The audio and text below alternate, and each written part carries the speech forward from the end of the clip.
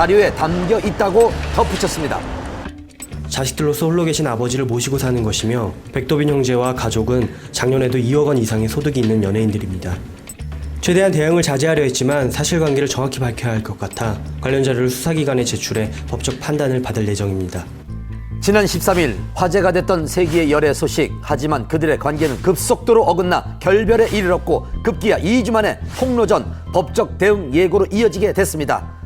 그리고 백도빈 형제가 공식 입장을 밝힌 바로 다음날 오전 K기자의 입원 소식이 알려졌습니다. 그녀가 지난밤 수면제를 과다 복용해서 응급실로 실려갔다는 겁니다. 당시 신고를 받고 K기자의 집으로 출동한 소방서를 찾아가 봤습니다.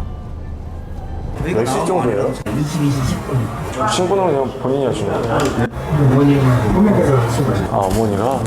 네. 이제 와서 확인하신다고. 집에서 어머니가 확인하죠. 지금 가시고. 네, 출근. 수면제 과다 복용으로 복통을 호소하며 30일 밤 서울의 한 종합병원 응급실로 실려간 K기자.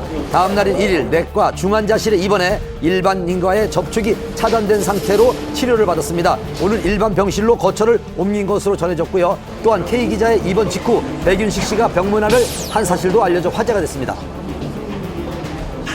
오늘 새벽에 소식 듣고 다녀오셨다고 들었어요, 병원에. 네네. 향후 관련해가지고 어떻게 오늘 상황들이 벌어졌잖아요. 지금 이 시기에 그런 거를 논의할 수 있는 상황은 아닌 것 같아요. 공개 연인 선언 2주 만에 결별과 폭로전으로 얼룩진 두 사람. 향후 어떤 결말을 맺을지 기추가 주목됩니다. 미성년자 5차례 강제추행 고영욱. 자, 최종 형량을 받은 후 각기 다른 이유로 연일 뉴스에 오르내리고 있습니다. 미성년자 성폭행 및 강제추행 혐의로 기소 중인 방송인 고영욱.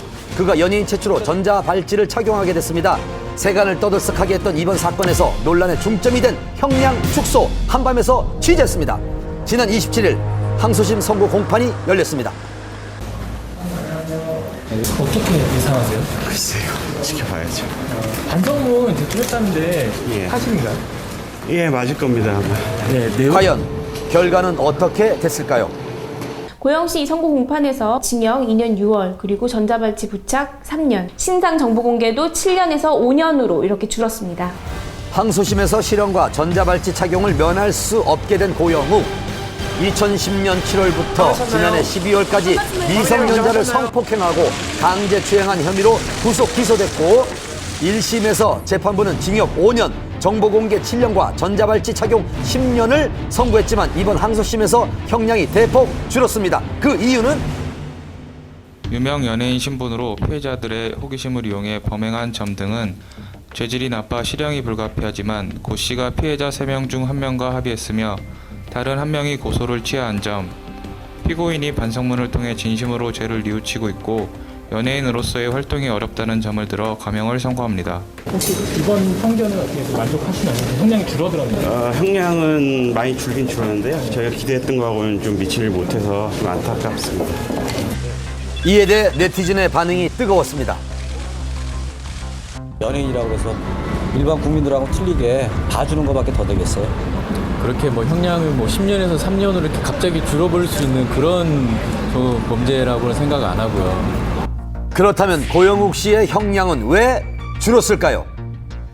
1심에서 총 5차례의 범행이 있었는데 모두 유죄로 인정됐습니다. 하지만 2심에서는 그중에 두 개의 범죄에 대해서는 증거가 없다라고 해서 무죄로 판단이 됐습니다. 그 부분이 가장 크겠고요. 어찌 보면 가장 중요한 것 중에 하나일 수도 있는데 3번의 범행을 했던 그 피해자와 원만하게 합의를 했습니다. 단순히 연예인이기 때문에 형량이 내려간 건 아니고 여러 가지 점을 재판부에서 두루두루 감안을 해서 그런 종합적인 판단을 내린 것으로 알고 있습니다. 형은 줄었지만 기대에 못 미쳤다는 고영욱 씨 측 입장. 앞으로 남은 절차는요? 판결 선고가 9월 27일이면은 28일부터 이제 기산이 돼가지고요.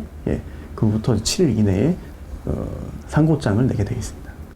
약 3시간 전쯤 고영욱 씨 측 변호인이 오늘 상고장을 제출했다는 소식이 전해졌습니다. 이로써 최종 판결은 대법원에서 가려지게 됐습니다. 고영욱 씨의 이번 사건은 고영욱 씨가 대중에게 친숙했던 연예인임에도 불구하고 굉장히 충격적인 성범죄를 저질렀고 또한 그 연예계에 그 전자발찌 부착 1호라는 이 불명예를 남기게 되었는데요.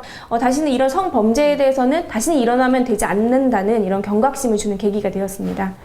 최종 판결 과연 어떻게 될지 귀추가 주목됩니다.